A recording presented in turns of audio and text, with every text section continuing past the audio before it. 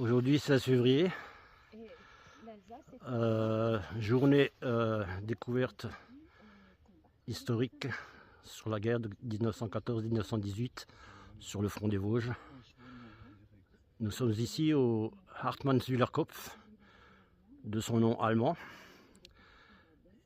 vieil allemand de son nom français.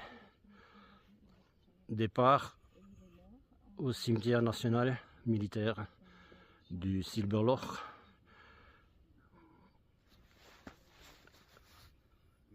Ici, l'hôtel de la patrie. Et derrière moi,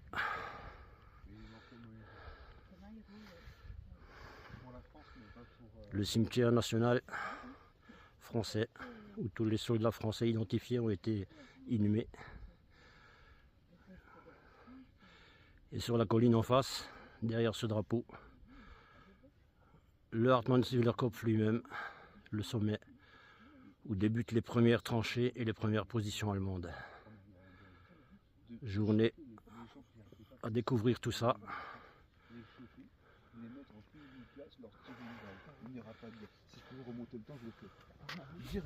Avec Nathalie et Jérémy.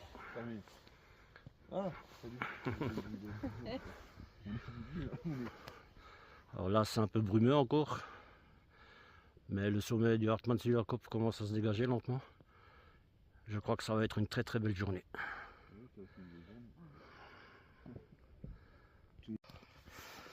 Donc 16 février au Hartmannswillerkopf, champ de bataille 14-18. Nous voici à l'avant-poste français de la Roche-Méjard.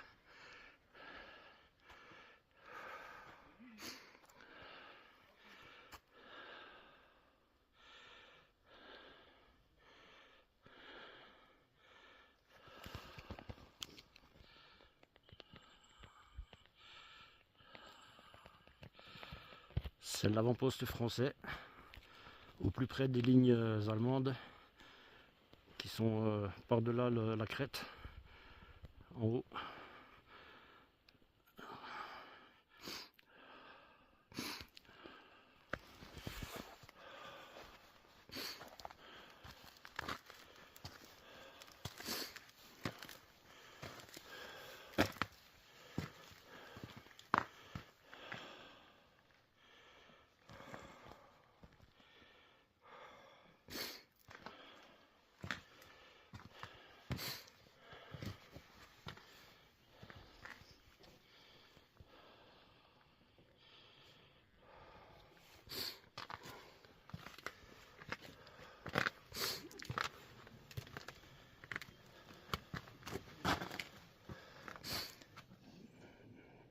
Des pièces dans le mur de tranchée, stockage de munitions, stockage de matériel pour les soldats, banquette de tir, créneau de tir.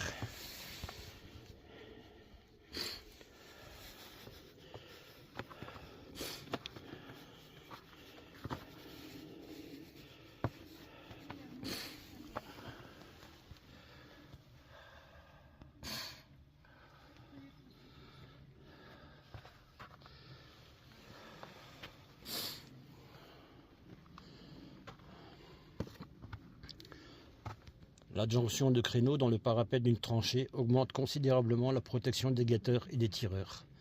Réalisés en bois ou en sac à terre, ils peuvent aussi être confectionnés avec des boucliers de tranchée.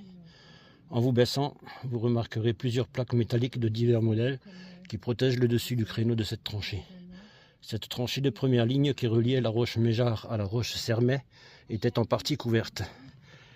Elle faisait face aux positions allemandes de la Jägertann et de la crête des pins de sucre.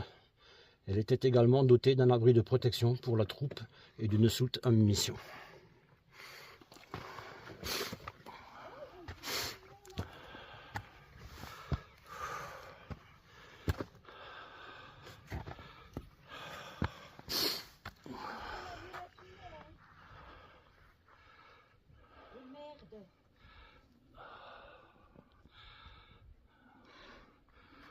L'avant-poste français de la Roche-Méjard. au Hartmannswillerkopf, front des Vosges.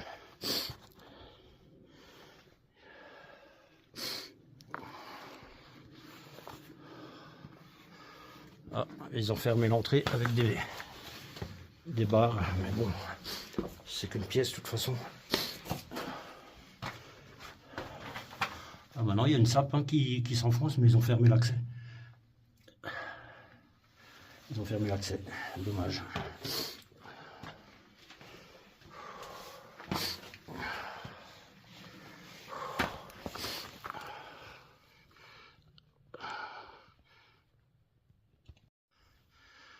Alors toujours dans les tranchées allemandes, au Hartmannswillerkopf,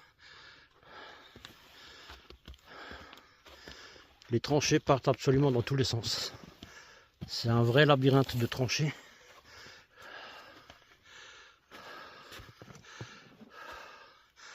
Parsemé de positions fortifiées, de blocos, de petits fourtins.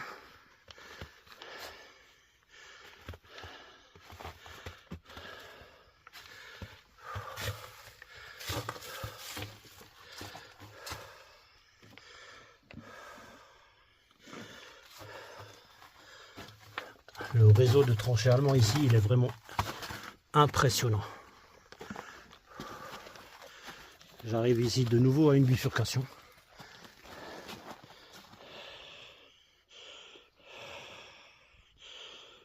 Ça part vraiment dans tous les sens. À droite, à gauche.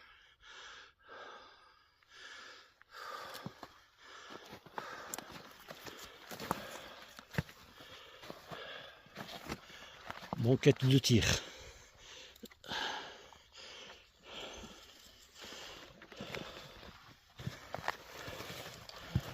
Niche en munitions.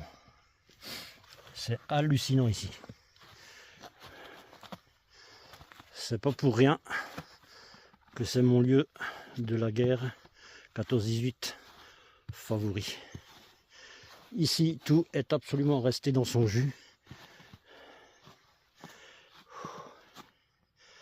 Encore un cartouche.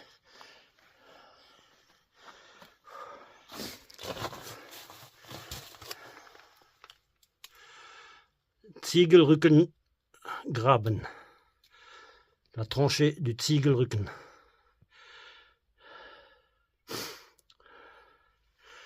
Et je pense que ça devait rejoindre l'abri de la Ziegelrückenstollen. Donc là, ça descend. Ça descend. Il y a un escalier de pierre. Ici, un poste de guet. Avec encore de la boiserie. Avec encore la boiserie originale.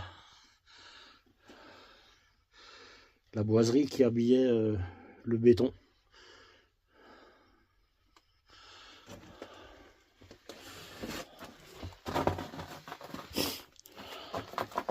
J'aurais dû sortir ma torche pour éclairer.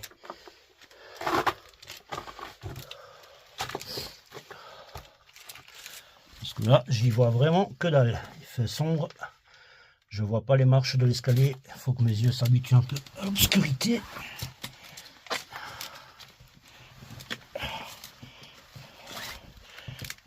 J'essaie de descendre prudemment en me tenant, en m'appuyant sur les murs latéraux avec les coudes.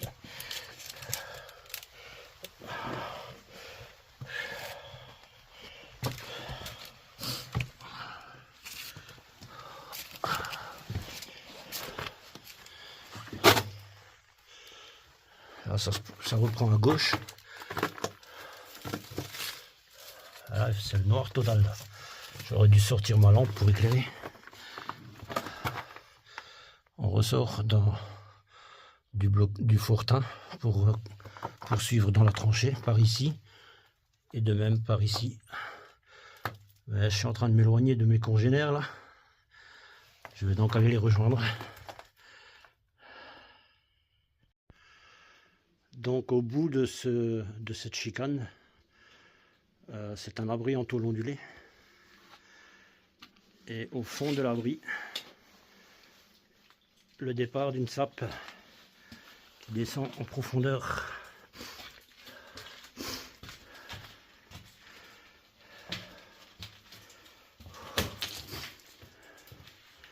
Qui descend en profondeur.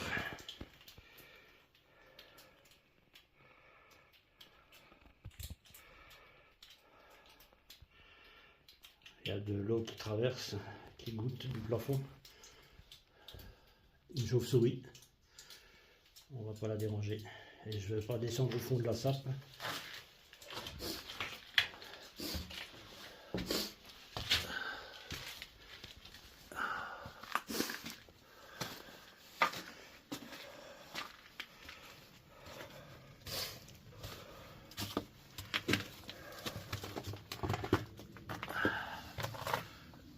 Je vais remonter par là où je suis venu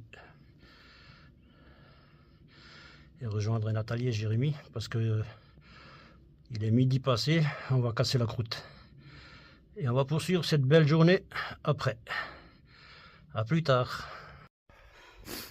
Toujours dans les tranchées allemandes, au Hartmann-Süderkopf, champ de bataille 14-18, front des Vosges. Le réseau de tranchées allemandes.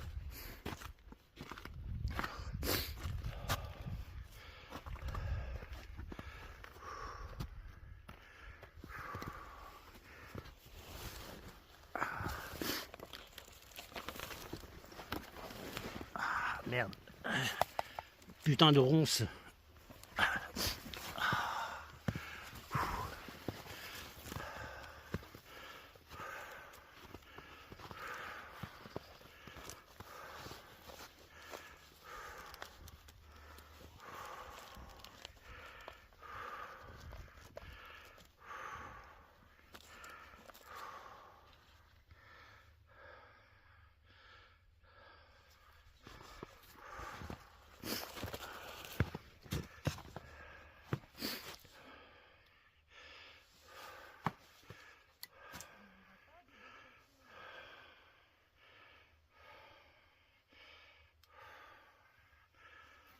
Un abri, plafond béton et rail de chemin de fer. Là, un morceau de tôle ondulée allemande et là une sape qui descend. L'entrée d'une sape creusée dans la roche au marteau-piqueur par les Allemands pour descendre s'abriter des bombardements français. Sorti dans les tranchées de nouveau.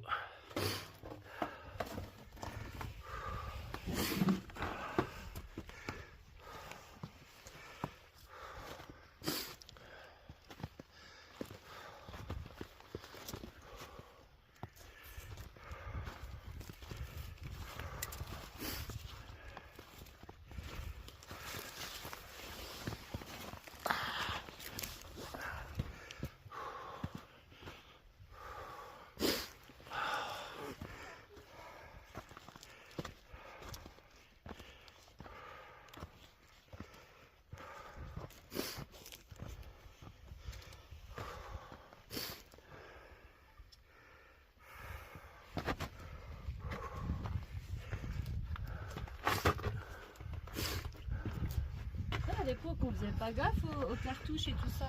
Ah, pardon, tu ouais. dis. On faisait pas attention. Eh oui. Ah, le Zank-Gothard tunnel, le tunnel de Saint-Gothard. Superbe. Magnifique. Ouais, il a été.